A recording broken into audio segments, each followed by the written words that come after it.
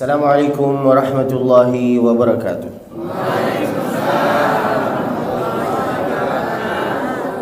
Hamidan syakiran lillah, salatan wa salaman ala rasulillah Muhammad ibn Abdillah wa ala alihi wa sahbihi wa mawala.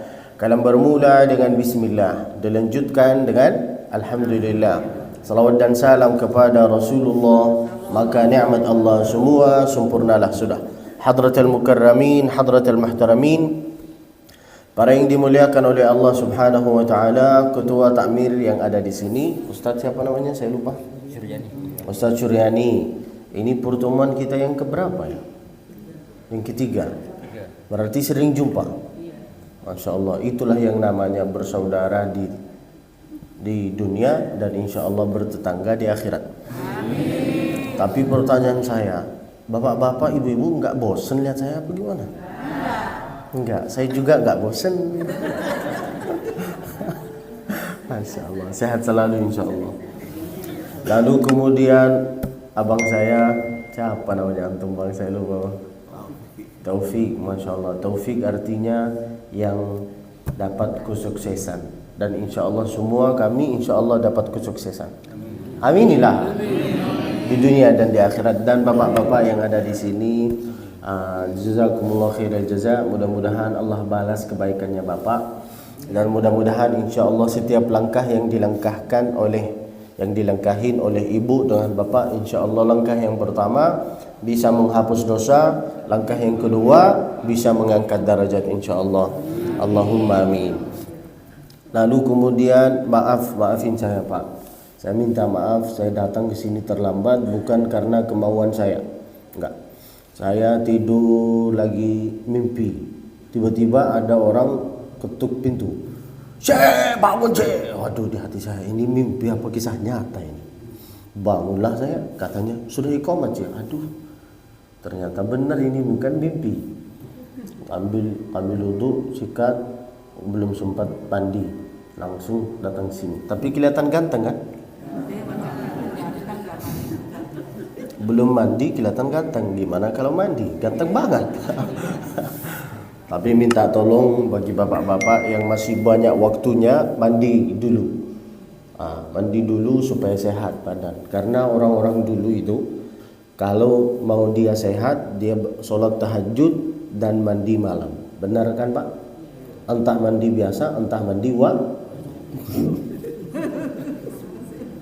berarti bapak tahu. Masya Allah.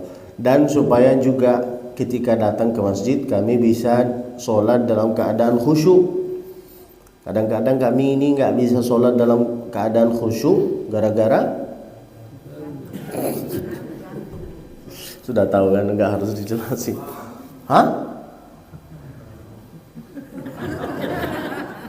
Masya Allah. Jadi saya minta maaf saya terlambat bukan karena kemauan saya. Dan insya Allah ke depan saya akan datang ke sini lagi kalau diundang lagi. Insya Allah. Tanpa diundang insya Allah saya akan datang untuk silaturahim. Mudah-mudahan sehat selalu. Aminilah. Sehat selalu, panjang umurnya, banyak amalnya, banyak tanahnya, banyak rezekinya, banyak cincinnya, banyak emasnya, banyak pahalanya. Istri kau ini cari masalah pagi-pagi. La ilaha illallah.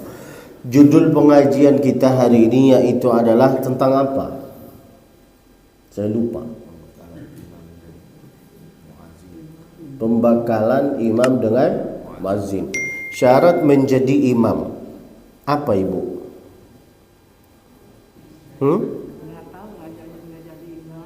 Oh, enggak jadi imam hidup ya saya. Imam itu kan terbagi dua. Ada imam masjid, ada imam hidup. Ibu maunya imam masjid apa imam hidup? Wah, imam hidup. Syarat menjadi imam selain muslim, aqil, baligh, mukallaf, selain itu kan pasti kami ini tahu semua. Yang pertama yaitu adalah fasih. Apa artinya fasih? Bacaannya harus jelas, hurufnya harus pas. Meskipun bacaannya agak-agak kurang, nggak mungkin bacaan saya juga secara sempurna. No, pasti banyak kekurangan. Tapi kalau bisa harus berusaha menjadi huruf yang pas. Di antaranya ada 4 huruf yang mirip di bahasa Arab. Yang pertama sin, yang kedua shin, yang ketiga zal, yang keempat tha. Coba ikutin saya. Yang pertama sin, apa? Qul a'udzu birabbin nas. Baca.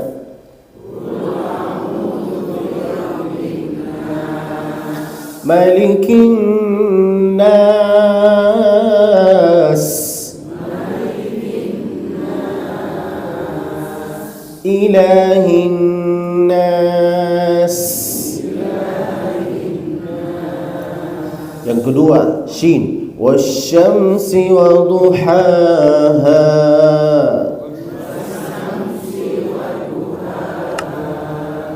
Alam nashrah laka sadrak. Lalu kemudian zal. Ada perbedaan antara zal dengan jim. Zazizu.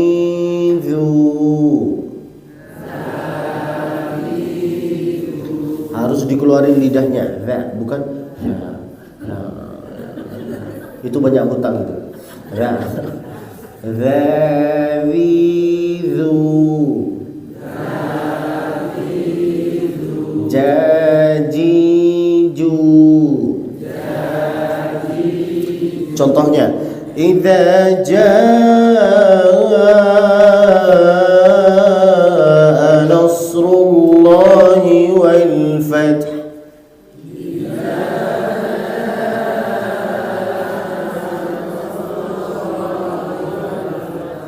Sudah tahu kan? Ada perbedaan zal dengan jim, bukan ica-ca. No, ica-ca itu yang kalau sudah tidak ada gigi. Lalu kemudian ada perbedaan antara ha dengan ha. Coba ha hi hu. Kalau bapak mau tahu, ibu mau tahu bahwa hurufnya haknya engkau ini sudah benar apa enggak, coba menghadapi yang ada di sampingnya engkau, lalu katakanlah di depan mukanya dia. Ha hi hu. Coba. Lihatlah dia, katakanlah di depan mukanya. Kalau sudah pingsan, berarti hurufnya haknya engkau ini pas. Kalau tidak pingsan, berarti harus diulangi lagi. Boleh kerja sama? Ya. Hai. Di sampingnya, Pak. Jangan lihat saya. Katanya mau kajian tentang imam. Ya, coba.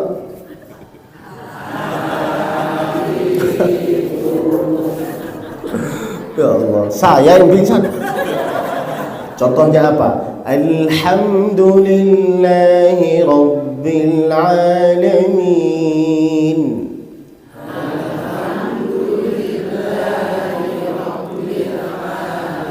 Buka mulutnya sedikit. Ha. Alhamdu. No, al-ha. No. Jangan terlalu, jangan kayak gini juga. Itu kayak orang pejabat itu. Bicaranya sedikit sekali. Bapak sehat. Bukalah mulutnya. Gitulah. Alhamdulillahi Rabbil Alamin.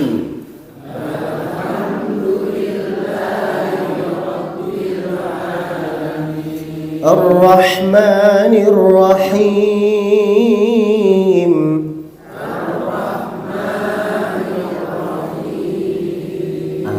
Ar-Rahmanir Rahim.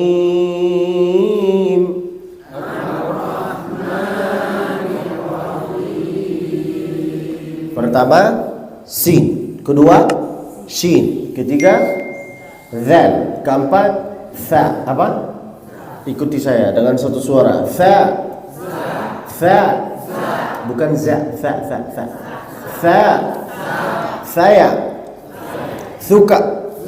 Abdul Basit. Mutfi.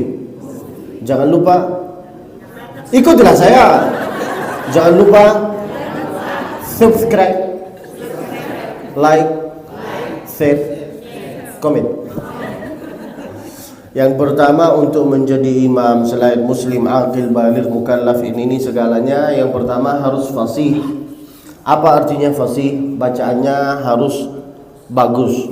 Di antara syarat untuk solat bisa dalam keadaan khusyuk di dalam solat, suara imam itu harus merdu. Meskipun kita itu tidak pandai berbicara dengan bahasa Indonesia, tidak faham dengan bahasa meskipun tidak pandai berbicara dengan bahasa Arab, lalu nggak begitu faham tentang tafsir, tapi ketika imam suaranya merdu, kita itu insya Allah bisa khusyuk. Makanya ketika saya itu sholat, saya dengar ada suara tangisan, entah dia nangis karena lama, entah karena memang indah suaranya, nggak tahu. Maka suara imam itu harus merdu, Pak, supaya menarik. Itulah yang namanya fasih. Lalu kemudian syarat yang kedua harus mempunyai ilmu faqih, harus faqih. Fasih dengan faqih bedanya cuma satu huruf. Kalau fasih bacaannya makharijnya itu harus jelas. Lalu kemudian faqih harus mempunyai ilmu fikih. Seperti siapa? Seperti ustaz yang ada di sini. Seperti siapa lagi? Ustaz seperti Syekh Abdurrahman As-Sudais. Beliau mazhabnya Hambali. Datang ke Indonesia, yang di Indonesia itu mayoritas Imam Syafi'i, tapi ketika beliau datang ke sini, beliau enggak menimbulkan fitnah. Cerdas beliau. Itulah yang namanya faqih. Sudah jelas di sini pakai mayoritas Syafi'i. Lalu beliau jadi imam di Al-Istiqlal, lalu beliau pakai basmalah dengan suara jahar. Bismillahirrahmanirrahim. Alhamdulillahi rabbil alamin. Setelah selesai sholat, jamaah sangka bahwa Sudais itu tersesat. Ternyata setelah mereka bertanya, kamu nanya. Setelah mereka bertanya, mengapa engkau ini pakai basmalah? Apa kata beliau? Karena di sini mayoritas Imam Syafi'i, maka harus saya pakai mazhab Imam Syafi'i. Itulah yang namanya faqih. Bukan mentang-mentang seumpamaannya contoh. Di sini pakai mayoritas Syafi'i, lalu saya seenak-enaknya datang di sini pakai mazhab Hambali. Itulah yang namanya talfiq. Apa artinya? Talfiq, menimbulkan fitnah. Nanti muncullah jemaah, kok sesat imam kita ini. Maka kita itu harus faham dulu. Lihatlah di Masjidil Haram, Masya Allah, tabarakallah, semua madhab ada, semua negara ada, benar kan? Tapi pas ketika imam itu tidak pakai kunut, tidak ada yang mengaminkan. Tapi ketika imam itu berkunut, semua mengaminkan. Maka kita itu harus begitu. Karena kata Imam Syekh Ibnu Taimiyah, "Idza qanatal imamu faqanata." Apabila imamnya engkau ini berkunut, maka engkau ini harus mengaminkan. Jangan seperti kita ini sekarang, la ilaha illallah, imamnya berkunut, Allahumma hdina fi man hadait, lalu diam, tidak respon sama sekali, kayak gini. Wa'afina fi man afait, tengok kanan, tengok kiri. Wa tawallana fi man tawallait, tidak ada aminnya sama sekali. Itulah yang namanya sombong, tidak punya ilmu fikih. Fikih itu simple sekali. Fikih itu luas, hati kita itu yang sempit, tidak mau menerima pendapat. Apa artinya madhab? Madhab itu artinya zahaba yadhhabu zahaban. Apa artinya zahaba yadhhabu zahaban? Tata jalan untuk menuju. Begitulah jalan, begitulah beribadah, begitulah tata cara. Itu artinya madhab. Maka kita itu harus bermadhab. Kalau ada orang mengatakan, saya itu tidak usah ikut madhab Imam Syafi'i, Imam Hambali, Imam Hanafi, Imam Maliki, berarti engkau ini imam yang kelima. Ikutilah mereka. Siapa engkau? Kalau ada orang mengatakan dia manusia, saya manusia. Dia saya Dia makan, saya makan. Beda. Apa bedanya? Beliau hafal ribuan hadis, engkau hafal 3 hadis. Itu pun kalau laptopnya nyala. Kalau nggak nyala, hilang hadisnya, hilang matanya, hilang sanadnya, engkau pun hilang. Maka jangan sombong, harus rendah hati. Katakanlah semua itu ada, semua dari Allah Subhanahu wa ta'ala. Dan saya ini bisa ceramah bukan karena itu hebat, enggak. Karena doa orang tua, karena juga doa jamaah. Enggak mungkin saya bisa mengeluarkan apa yang harus disampaikan secara kayak gini tanpa ada pertolongan dari Allah, dari doa orang tua, dari jamaah. Begitulah. Syarat yang pertama harus fasih. Syarat yang kedua harus faqih. Selain itu bolehlah dia sudah nikah apa belum, dia sudah tua apa belum. Yang lain-lain itu mudah sekali. Yang pertama itu yang penting Pak, harus fasih. Jangan menjadi imam kalau bacaannya kurang lancar. Seumpamaannya ada bapak-bapak, maaf ya, sudah tua, lalu dia itu maksa diri untuk menjadi imam. Sudah tahu di situ ada anak muda yang suaranya merdu, tapi dia mau menjadi imam. Bismillahirrahmanirrahim. Oh. Atau ada yang mengadzan kayak gini. Hayya 'alas shalah. Itu enggak menarik sama sekali. Maka suaranya muadzin itu harus gelegar. Yang namanya adzan itu harus kencang. Hayya 'alas shalah.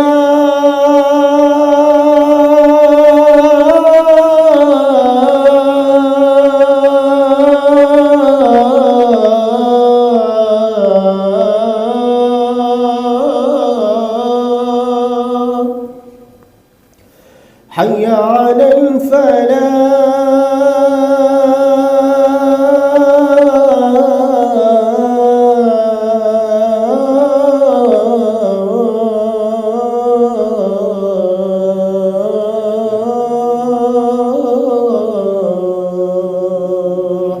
Itulah yang namanya adzan, bukan ayo.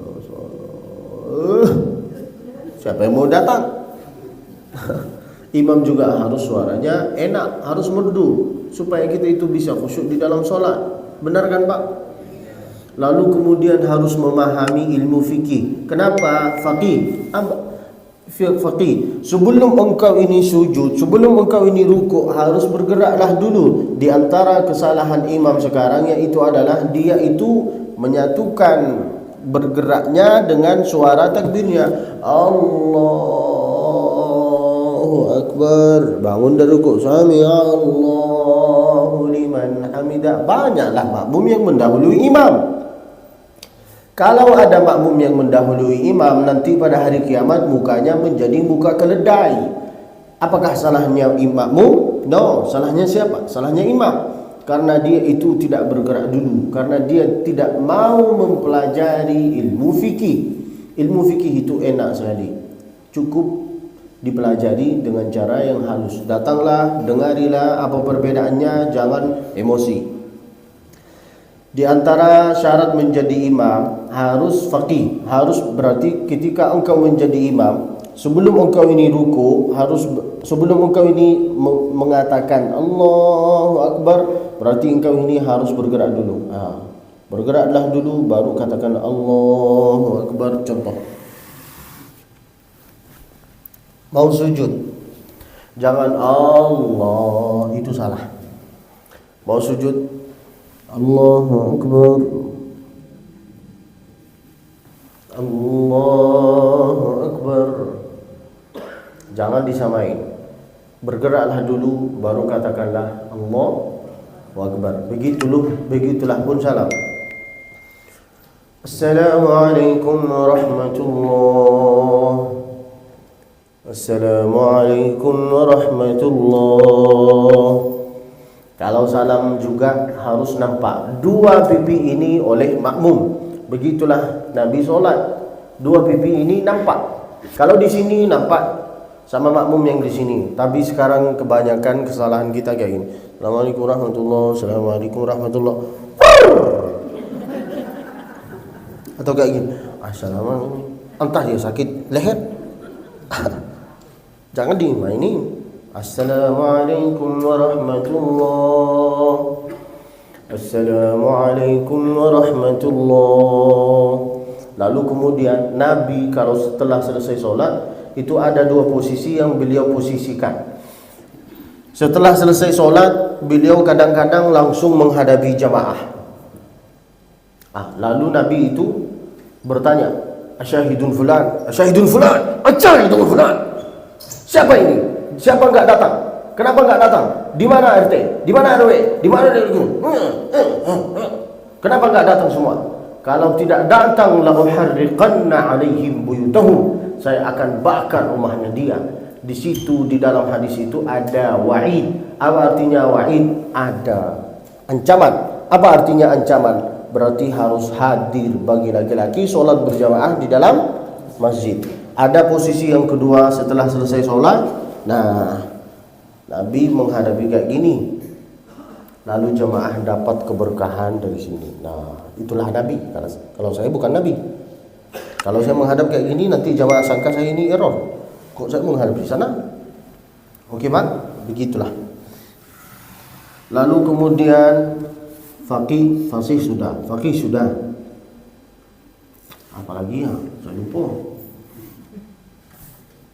Apa pengajiannya? Syarat bukan menjadi imam dan guru Al-Quran. Muazzin yang penting ikuti imam. Oke Pak. Yang penting ikutin imam, jangan salahin imam. Olah, imam kita ini. Coba kalau disuruh jadi imam, kau juga tak bisa. Jangan salahin sedikit-sedikit imam. Lalu guru supaya menjadi guru tahfidz Al-Quran, berarti harus hafal dulu. Di Mekah itu enggak boleh menjadi guru tahfidz Quran kecuali kalau engkau ini sudah hafal Al-Quran 30 juz, itu pun harus dapat ijazah bahwa bacaannya engkau ini sudah mutqin. Kalau tidak mutqin berarti tidak layak. Apa namanya? Syahadati hifdzil Quran atau syahadatu hifdzul Quranil Karim. Bidarajati bahwa engkau ini harus hafal Al-Quran dan dapat syahadat tafawuq bahwa engkau ini sukses dan bacaannya bagus dan enak didengarin dan segalanya. Kalau dapat ini barulah layak menjadi imam, barulah layak menjadi sebagai guru. Tapi Masya Allah, bukan di sini, di luar Indonesia, supaya enggak tersinggung. Di sini baru hafal 5 juz, mau jadi imam. La ilaha illallah. Kalau bukan 5 juz, hafal 3 kulhu, hafal 3 kulhu dengan qul a'udzu birabbil falaq, qul a'udzu birabbin nas. Ditambah 1.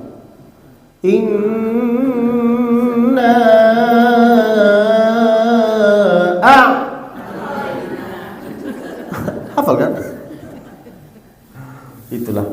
Kalau tentang imam yaitu adalah, kalau tentang guru yaitu adalah, semua sudah disampaikan. Kita tutup acara ini? Terus. Kok tantangan ini? Lalu kemudian kata Nabi alaihi salatu wassalam, man shalla subha fi jama'ah fa huwa fi dhimmatillah. Siapa yang sholat subuh berjamaah maka dia dalam lindungan Allah Subhanahu wa taala. Lalu kemudian kata Nabi alaihi salatu wassalam, basyiril masya'ina bin nurit tammi fi dhulami yaumil qiyamah. Apa artinya basyir? Artinya kasihlah kepada dia kabar gembira. Bagi siapa ya Rasulullah? Bagi al-masya'in, orang yang datang ke masjid dalam keadaan jalan kaki. Lalu bagaimana dengan orang yang datang ke masjid pakai motor atau pakai mobil? Setiap tetesan bensin, insya Allah tetes yang pertama bisa menghapus dosa, tetes yang kedua bisa mengangkat derajat insya Allah. Seperti saya datang pakai mobil, nggak mungkin saya datang dari sana kan 6 kilo pagi-pagi. Sudah datang jauh-jauh, nggak dikasih makan, nggak dikasih minum, dikasih meja, sudah dikasih kode tidak paham pula. Basyiril masya'in, kasihlah kepada mereka kabar gembira. Bagi siapa? Bagi yang jalan kaki. Lalu kemudian ketika jalan kaki, mau datang ke masjid harus sering membaca doa ini, harus dibacakan oleh ibu dengan bapak dengan kita ketika mau datang ke masjid, ketika berlangkah kaki ke masjid. Apa doanya? Yaitu adalah Allahumma ja'al fi qalbi nura wa fi lisani wa fi sam'i. Kok di sini ada suara? Tidak, di sini tidak ada. Katakanlah nura, nura, nura, nura, nura. Ikutilah saya aja, oke? Allahumma ja'al fi qalbi wa fi lidah nura. Katakanlah nura aja. Wa fi lidah wa fi hati wa fi hati wa fi rumah wa fi dompet wa fi anak wa fi istri wa fi pekerjaan. Mintalah cahaya dari Allah subhanahu wa ta'ala. Kalau tidak hafal, yang penting mulutnya bergerak. Engkau baca apa? Terserah saya. Itulah yang harus dibaca. Basyiril masya'ina bin nurit tam fi dhulami yaumal qiyamah. Lalu kemudian kata Nabi alaihi salatu wassalam, man shalla subha fi jama'ah, siapa yang salat subuh berjamaah, lalu kemudian thumma qa'ada yadhkurullah, lalu kemudian berzikir kepada Allah. Apapunlah zikirnya boleh. Boleh bersolawat, boleh istighfar, boleh baca Al-Quran, boleh senyum. Cuma datang di sini ke masjid senyum, itu pun ibadah. Banyak orang yang datang ke masjid ini dalam keadaan seperti dia melihat musuh kayak gini. Senyumlah. Apa salahnya saya? Senyum. Harus senyum. Jangan disangka sunnah Nabi itu cuman pakai jubah, pakai surban lalu enggak senyum. Harus senyumlah. Oke, Pak. Salatullah salamullah ala taha rasulillah. Salatullah salamullah ala yasin habibillah. Tawassalna bismillah wa bilhadi rasulillah wa kulli mujahidin lillah bi alil bab. Boleh berselawat, boleh istighfar. Astaghfirullah rabbal baraya, astaghfirullah minal khataya. Harus sering beristighfar. Jangan mengatakan saya ini enggak pernah berdosa. Semua yang ada di sini itu berdosa, termasuk saya. Saya juga banyak dosa. Apa dosanya saya? Setiap 4 hari saya itu keliling Indonesia, keliling kota, dari kota ke kota, dari kota ke kota, berarti naik pesawat.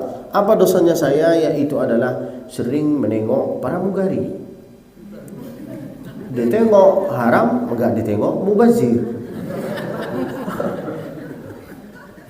Untung saya enggak kayak gini.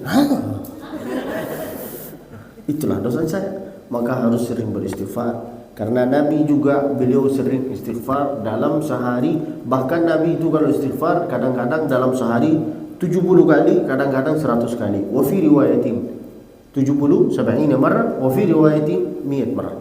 Itu menunjukkan kepada kita bahwa harus sering beristighfar. Kalau ada orang mengatakan saya ini tidak pernah berdosa, itulah dosanya engkau.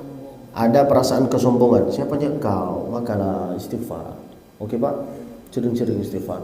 Lalu kemudian juga boleh berzikir. Subhanallah walhamdulillah wa la ilaha illallah wallahu akbar wa la hawla quwwata illa billahil.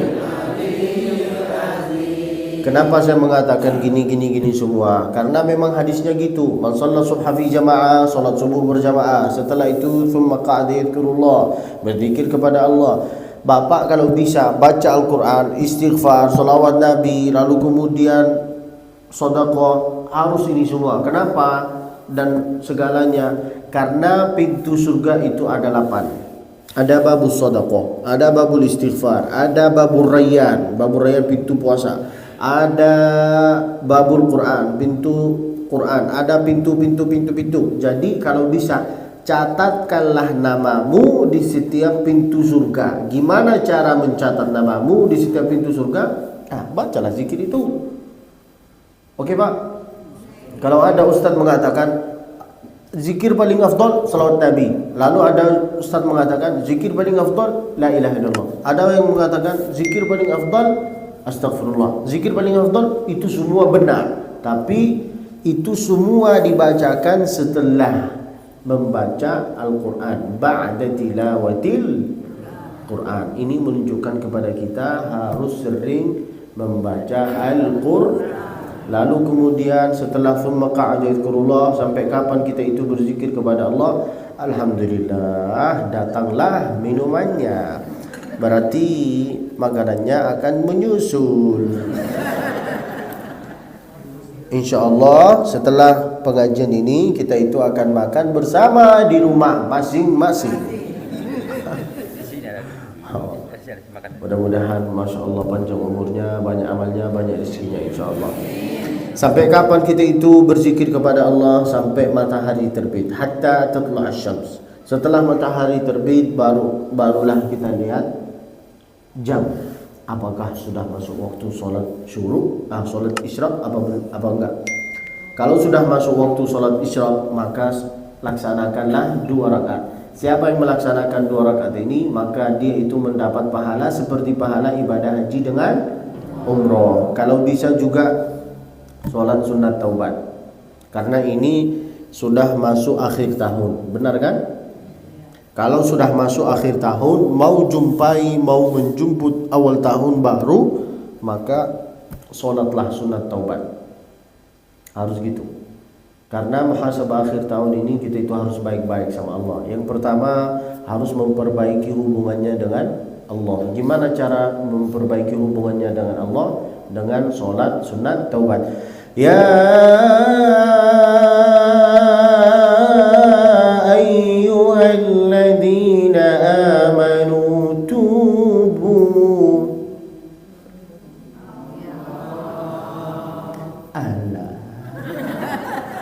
Allah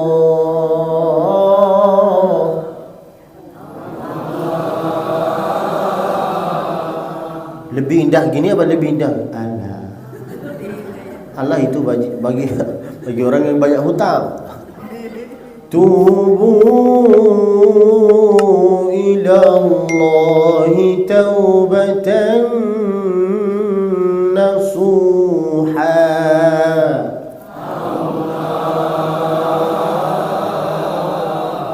Yang pertama, perbaikilah hubungannya dengan Allah dengan sholat sunat taubat. Apakah ada waktu tertentu untuk laksanakan sholat sunat taubat? No, bebas. Tapi waktu paling afdal yaitu adalah fi thuluthil lailil akhir, setelah lewat jam 12 malam. Mengapa setelah lewat jam 12 malam? Karena Allah turun ke bumi ini, yanzilu fi thuluthil lailil akhir. Lalu kemudian Allah Subhanahu wa taala itu menengok apakah ada di antara hamba-hambanya yang minta dari Allah, ada yang mengadu kepada Allah, ada yang berdoa kepada Allah apa enggak? Hal min sa'ilin fa'u'tiyah, hal min mustaghfirin fa'aghfiralah, hal min da'in fa'ajibalah. Maka Bapak kalau ingin sesuatu dari Allah, berdoalah di tengah malam. Apa doanya? Ya Allah, tambahkanlah ya Allah. Apa kata ibu? Apa? Umur saya ya. Kalau dia sudah agak-agak tidur, tambahkanlah ya Allah. Engkau tahu rezekinya ya Allah. Karena itu termasuk rezeki juga kan? Benar kan Pak? Berarti Bapak minta. Mbak istri, engkau nanti diusir dari rumahnya baru tahu. Lalu kemudian sholatlah sunat taubat. Itu pun ini di dalam setelah selesai ngambil berdoa kita baca doa apa? Asyhadu an la ilaha illallah wa asyhadu anna Muhammadar Rasulullah. Allahumma ja'alni. Kok enggak ada suara? Allahumma ja'alni minat tawwabin waj'alni minal mutatahhirin waj'alni min ibadikas. 3 permintaan kita terhadap Allah. Ij'alni minat tawwabin, jadikanlah saya hambamu yang selalu bertaubat kepada engkau. Itulah artinya amitna ala husnul khitam, matikanlah saya dalam keadaan husnul. Lalu kemudian apa dah? Salat sunat taubat. Waj'alni minal mutatahhirin. Matikanlah saya dalam keadaan suci. Waj'alni min ibadikas shalihin. Golongkanlah saya sama orang bukan soleho. Beda. Soleh dengan soleho. Mudah-mudahan semua yang ada di sini soleh insyaallah. Itulah 3 permintaan kita. Setelah itu istighfar lalu berdoa. Tata cara solat sunat taubat. Kata Nabi apa? Ma min muslimin yudhnibu dzamban. Kalau ada orang berdosa, apapunlah dosanya dia, mau gosip, mau zina, mau khamr, apapunlah dosanya engkau, mau cakap yang salah, intinya berdosa. Ma min muslimin yudhnibu dzamban. Kalau ada orang berdosa, setelah itu ngapain? Tsumma yatatahhar, mandi taubat. Gimana cara mandi taubat? Seperti mandi junub. Gimana cara mandi junub? Seperti mandi biasa. Yang penting basah. Jangan berkelahi. Mana yang harus didahului? Jangan berkelahi. Yang penting belum tahu sampai sekarang tata cara mandi taubat, pergilah ke sungai. Di sini ada sungai. Ada Pak? Ada sungai. Jalanlah sampai tengah sungai. Insya Allah kalau Bapak jalan sampai tengah sungai, insya Allah dosa-dosanya hilang, engkau pun hilang. Begitulah cara mandi tahu. Nanti pagi ya Pak. Saya yakin insya Allah Bapak akan seger katanya. Setelah berdosa mandi taubat. Setelah mandi taubat ambil wudu. Setelah ambil wudu istighfar. Setelah itu mamin muslimin yudhnibu dzamban thumma yatatahhar thumma yusalli rak'atain. Salatlah 2 rakaat. Setelah thumma yusalli rak'atain, insyaallah semua dosa-dosanya engkau dan kita ini diampuni oleh Allah Subhanahu wa taala. Lalu kemudian yang harus diperbaiki sama kita, hubungannya kita antara sesama manusia. Tidak ada gunanya Pak. Banyak pahala, banyak ibadah umrah haji, banyak sedekah, banyak ini, banyak zakat, banyak puasa, banyak segalanya. Tapi hubungannya engkau ini dengan tetangganya itu kurang baik, atau dengan saudaranya sendiri tidak baik, atau dengan keluarganya sendiri tidak baik, itu hanya seperti angin debu. Haba'an manthura, itu semua seperti angin debu, tidak ada artinya. Maka setelah diperbaiki hubungannya engkau ini dengan Allah, sholat dan segalanya, perbaikilah hubungannya engkau ini dengan sesama manusia. Gimana cara memperbaiki hubungannya dengan sesama manusia? Sering-sering salam. Assalamualaikum, assalamualaikum, assalamualaikum, assalamualaikum. Ada perasaan kurang enak antara tetangga dengan saudara, ketika jumpa retakkanlah giginya lalu katakanlah kayak gini, assalamualaikum.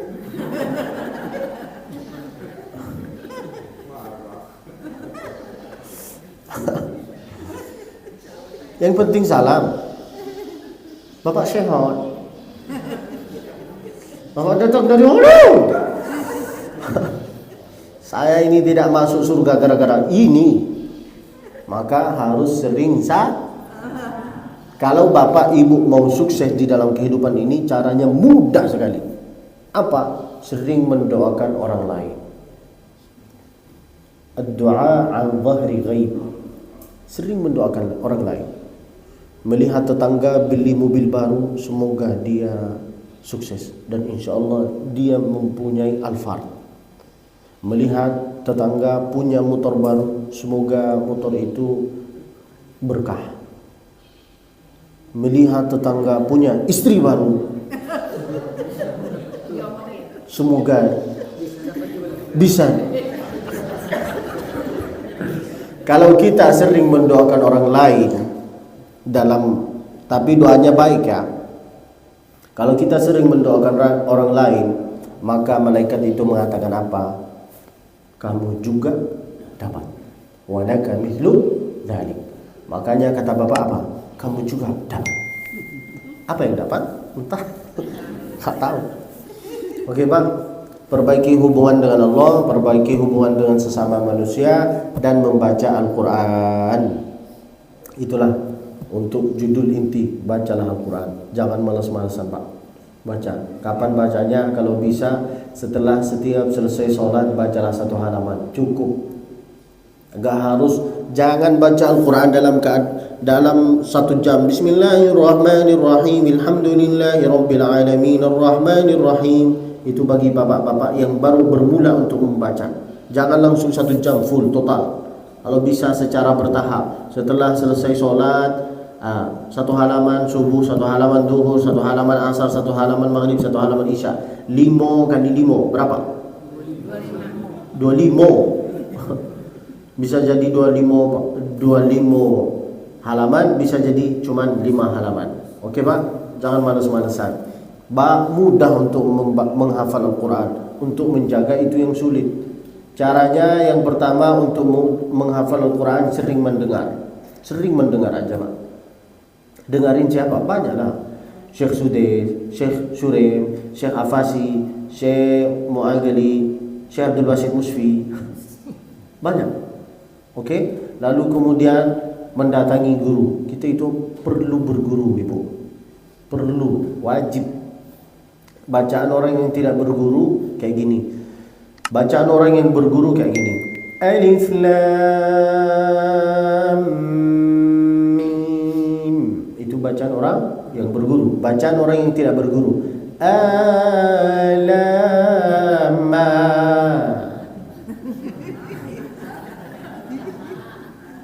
Letak masalahnya di mana? Karena tidak mau berguru. Egois dia. Saya ini orang Arab asli.